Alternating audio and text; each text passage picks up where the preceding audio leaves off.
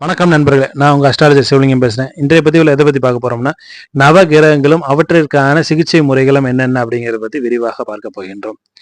நம்ம சேனலுக்கு முதல் முறை வந்திருந்தீங்கன்னா சப்ஸ்கிரைப் பண்ணிக்கோங்க. நிறைய பேர் இப்போ சப்ஸ்கிரைப் பண்ணாமல் பார்க்குறீங்கன்னு தெரிய வருது. இது வழக்கம் போல் சொல்கிறது தான். சப்ஸ்கிரைப் பண்ணிட்டு பார்த்தீங்கன்னா எங்களுக்கு அது பேருதவியாக இருக்கும். சரி, டயத்தை வேஸ்ட் பண்ண வேண்டாம், வாங்க வீடியோக்குள்ளே போகலாம். நோய்களுக்கான காரணிகள்னு பார்த்தா 6ஆம் அதிபதி 6ஆம் இடத்தோடு தொடர்பு கொண்ட கிரகங்கள் 6ஆம் அதிபதியின் சாரத்தில் அமர்ந்து இருக்கக்கூடிய கிரகங்கள் மூலமாகவே ஒரு ஜாதகருக்கு நோய் தொல்லைகள் ஏற்படும். அப்படி இருக்கும் பொழுது மருத்துவ சிகிச்சை முறைன்னு எடுத்துக்கொண்டால் பல்வேறு முறையான மருத்துவ சிகிச்சை முறைகள் உள்ளன. என்னென்ன அப்படின்னு பார்த்தீங்கன்னா, அலோபதி, ஆயுர்வேதம், யோகா, நேச்சுரோபதி, சித்தா, யுனானி, ஹோமியோபதி, தொடுவருமம், ரெய்கி, அக்குபஞ்சரு, மலர் மருத்துவம், மசாஜ், இப்படி பல வகைகள் உள்ளன. எல்லா மருத்துவமும் எல்லா நோய்க்கும் வெற்றிகரமான பலன்களை அளிப்பது இல்லை. அது ஏன், என்ன காரணம்னு பார்த்தீங்கன்னா, நவகிரகங்களே அதற்கு காரணமாக அமைகின்றன. நமக்கு எந்த கிரகத்தின் காரணமாக நோய் வந்து இருக்கின்றதோ அதற்கு ஆப்டான மருத்துவ முறையை பின்பற்றும் பொழுது அந்த நோய் நமக்கு கட்டுக்குள் வருகிறது. அது எப்படின்னு பார்த்தீங்கன்னா, பாம்பின் கால் பாம்பறியும் என்பதை போல, விஷத்திற்கு விஷயமே மருந்தாவதை போல, எந்த கிரகத்தின் காரணமாக நமக்கு நோய் வந்திருக்கின்றதோ அதற்கான மருத்துவ முறையை பின்பற்றும் பொழுது நமக்கு முழுமையாக அந்த நோய் குணமாவதற்கான அமைப்புகளை ஏற்படுத்தி தருகிறது. ஒரு ஜாதகருக்கு நோய் வருகிறது என்றால் எந்த பாவகத்தின் மூலமாக, எந்த கிரகத்தின் மூலமாக அந்த நோய் வந்திருக்கிறது அப்படிங்கிறத பார்க்கணும். 6ஆம் இட தொடர்பு இல்லாம அந்த ஒரு ஜாதகருக்கு நோய்கள் வராது. 6ஆம் அதிபதி இருக்கக்கூடிய நட்சத்திர அதிபதி யாரு, எந்த தசாபுத்தியில நோய் வருகிறதோ அந்த தசாநாதன் புத்திநாதனுக்கு சாரம் கொடுத்த கிரகம் யாரு, 6ஆம் இடத்தோடு தொடர்பு கொண்ட கிரகத்தின் மூலமாக நோய் வந்திருக்குன்னா அந்த கிரகம் எந்த கிரகத்தின் சாரத்தில் அமர்ந்திருக்கின்றது அப்படிங்கிறத பார்த்து கொள்ள வேண்டும்.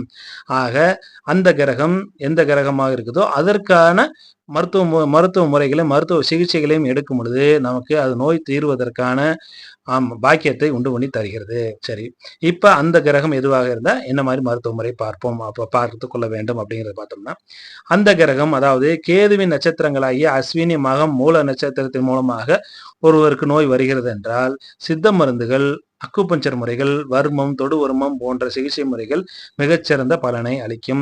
அதே போல கேதுன்னு சம்பந்தப்பட்டு வந்துட்டாலே யோகிகளின், சித்தர் புருஷர்களின் ஆசீர்வாதங்களை வாங்கும் பொழுது அந்த நோய் தீர்வதற்கான அமைப்புகள் வேகமாக கிடைக்கும். அதே போல சில மூலிகை மருந்துகளை சில ஃபேமிலி மட்டும் கொடுப்பாங்க. அந்த மாதிரி இருக்கக்கூடிய மூலிகை மருந்துகளை சாப்பிடும் பொழுது மிகச்சிறப்பாக மிக வேகமாக கேது தரக்கூடிய நோய்கள் தீரும்.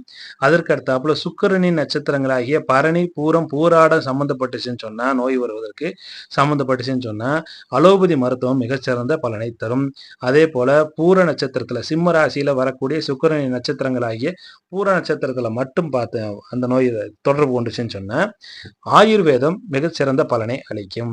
அதற்கு அடுத்தாப்புல சூரியனுடைய கார்த்திகை, உத்திரம், உத்திராட நட்சத்திரத்துல தொடர்பு கொண்டு இருந்துச்சுன்னு சொன்னா வெளிநாட்டு மருத்துவ முறைகள் என்று அழைக்கப்படக்கூடிய அலோபதி, யுனானி, ரெய்கி போன்ற மருத்துவ முறைகள் மிகச்சிறந்த பலன்களை தரும். இங்க அலோபதிங்கிறது வேற ஒன்றும் இல்லைங்க, ஆங்கில மருத்துவ முறையை தான் அலோபதி என்று அழைக்கப்படுகிறது. அதனால அலோபதினா ஆங்கில மருத்துவ முறை அப்படிங்கிறத தெரிந்து கொள்ள வேண்டும்.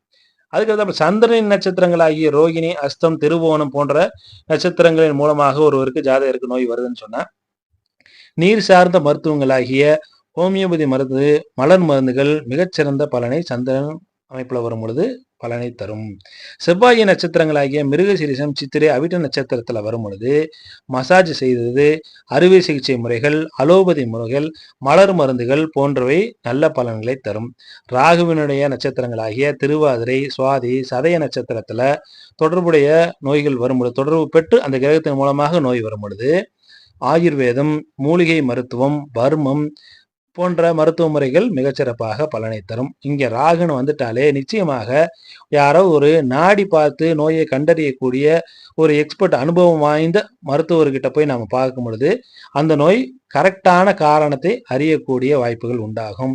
ஏன்னா ராகுவே மறைமுகமாக தாக்கக்கூடிய நோய்களை தருவார். வெளியில வேற மாதிரி நோயை காட்டி உள்ளுக்குள்ள வேற மாதிரியான காரணங்களை காட்டி அந்த ஜாதகரை சாய்க்கக்கூடிய அமைப்பு ராகுவிற்கு உண்டு. அதனால நாடி முறையை பயன்படுத்தும் பொழுது கரெக்டாக எக்ஸாக்டாக எதன் காரணமாக இந்த நோய் வந்திருக்கின்றத அந்த மருத்துவர்கள் கண்டுபிடிக்க முடியும். அதனால நாடி பார்த்து அதற்குண்டான மருந்துகளை சாப்பிடும் பொழுது ராகு தரக்கூடிய நோய்கள் விரைவில் குணமாகும். அதற்கு அடுத்தாப்புல குருவுடைய புனர்பூசம் விசாகம் பூரட்டாதி நட்சத்திரத்தில் 6ஆம் அதிபதியோ அல்லது 6ஆம் இடத்தோடு 6ஆம் அதிபதியோடு தொடர்பு பெற்ற கிரகத்தின் தசாபுத்தியோ நடந்து அதன் மூலமாக நோய் வந்ததுன்னு சொன்னா ஹோமியோபதி மருந்து, மலர் மருந்துகள், யோகா அண்ட் நேச்சுரோபதி மருந்துகள் போன்றவை மிகச்சிறந்த பலனை அளிக்கும். குருவின் தொடர்புன்னு வந்துட்டாலே அங்க வாழ்வியல் மாற்றத்தோடு ஏற்படக்கூடிய நோய்களை அவர் தருவார். அதாவது சாப்பாட்டில் டயட்டை ஃபாலோ பண்ணுறது, பழக்க வழக்கங்களை ஒரு முறையான பழக்க வழக்கங்களை ஃபாலோ பண்ணக்கூடிய நோய் முறைகளை, நோய் சிகிச்சை முறைகளை உண்டு பண்ணி தந்து விடுவார் குருன்னு வந்துட்டாலே. ஆக வாழ்வியல் முறையே மாற்றக்கூடிய அமைப்பு குருவு தருவார். அதனால அந்த வாழ்வியல் முறையே மாற்றினா தான் அந்த நோய் குணமாகக்கூடிய அமைப்புகள் உண்டாகிவிடும். உதாரணத்துக்கு சுகர்னு வரும் பொழுது நம்ம சாப்பாட்டிலேருந்து வாழ்வியல் முறையிலேருந்து டோட்டலாகவே நம்ம சேஞ்ச் பண்ணிக்கணும்.